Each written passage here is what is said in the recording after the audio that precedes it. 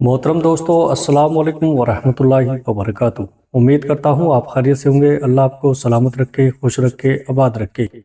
प्यारे अजीज़ों, अक्सर लोगों का सवाल आता है कि हम ये कैसे मालूम कर सकते हैं कि जिस चीज़ की दुआ हम अल्लाह से बार बार करते हैं वो कबूल होगी या नहीं। अल्लाह की तरफ से उसकी क्या हकीकी निशानियाँ हैं। तो याद रखना कि जब अल्लाह कोई नामुमकिन दुआ कबूल करना चाहता है तो ये दो चीज़ें ज़रूर जाहिर करता है। और अल्लाह तुम्हारी बार बार मांगी दुआओं के जवाब इन तीन तरीकों से देता है। अल्लाह का कुरान दो खास जगहों पर इसकी वजह दलील भी देता है। वो किन लोगों की दुआओं को शर्फ कबूलियत बख्शता है और किन लोगों के लिए मौजज़ात के दर खोल देता है।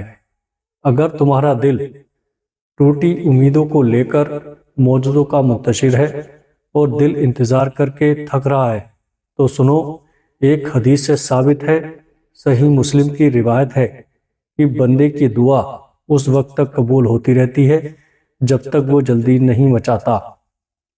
कहा गया है, हे अल्लाह के रसूल सल्लल्लाहु अलैहि वसल्लम, जल्दी मचाने से क्या मुराद है? तो आप सल्लल्लाहु अलैहि वसल्लम ने फरमाया कि वो ये कहने लग जाए कि मैंने बहुत ज़्यादा दुआ मांगी लेकिन अल्लाह मेरी दुआ कबूल नहीं फरमाता, और वो ये कहकर थक हार जाता है और दुआ करना ही छोड़ देता है। एक और जगह हदीस में आता है, नबी करीम सल्लल्लाहु ताला अलैहि वसल्लम ने फरमाया कि अल्लाह ताला तुम्हारे जिस्मों की खूबसूरती नहीं देखता और ना ही तुम्हारी शक्ल देखता है, उसकी नज़र तो तुम्हारे दिलों और अमाल पर होती है। अगर आज तुम अपनी सोच, नज़रिया और तरजीहात में एक मुस्बत तब्दीली ले आओगे तो बदतर हालात में भी अल्लाह की बेहतरीन अता पा लोगे।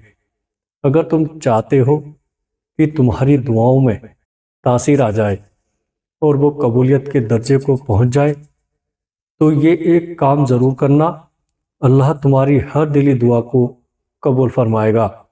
प्यारे अजीज़ों, कि जब भी तुम अल्लाह से दुआ मांगो तो अल्लाह को खूबसूरत नामों से पुकारा करो। टूटा हुआ दिल जोड़ना हो तो अल्लाह को अल जब्बार कहकर पुकारो। अगर आज अकेले रह गए हो तो अपने रब को अल बारिस कहकर पुकारो।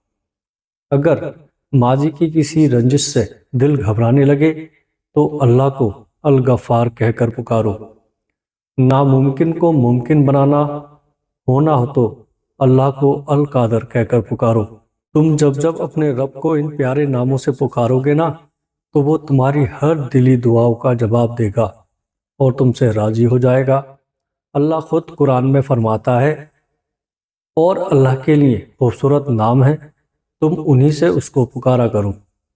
और जानते हो कि वो कौन से तीन खास अमल हैं जो तुम्हारी नामुमकिन दुआओं पर अल्लाह से कुन कहलवा ही लेते हैं। तो सुनो, जब तुम अपनी तकलीफ के वक्त दूसरों के सुख की दुआ करने लगते हो तो अल्लाह के फरिश्ते अल्लाह से तुम्हारे सुख की दुआ करते हैं। जब तुम किसी के रास्ते से पत्थर उठा लेते हो तो तुम्हारे रास्ते का पत्थर भी उठा लिया जाता है। जब तुम दूसरों के लिए आसानी पैदा करना शुरू कर देते हो तो अल्लाह तबारक व तआला तुम्हारे काम में आसानियां पैदा फरमा देता है और तुम्हारे मुंह से निकली बातों को भी अल्लाह कबूल फरमाता है।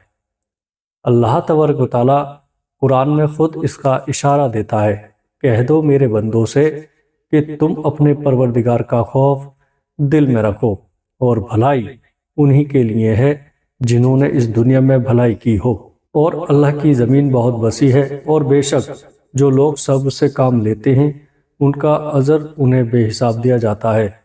जानते हो कि तुम्हारी नामुमकिन दुआओं की कबूलियत की दो खास अलामत ये भी हैं, जिसमें पहली चीज़ तो यह है कि जब मनचाही चीज़ों का उसूल तुम्हें तोड़कर खाक नशीन करने लगता है और तुम रेजा रेजा होकर बिखरने लगते हो, तभी अल्लाह तुम्हारी आंख पर पड़े गफलत के पर्दे को ایک ایک کر کے ہٹانا شروع کر دیتا ہے، اور زندگی کے حسین دھوکوں کی کہانی تمہاری فہم کیرا وانی میں بہنے لگتی ہیں۔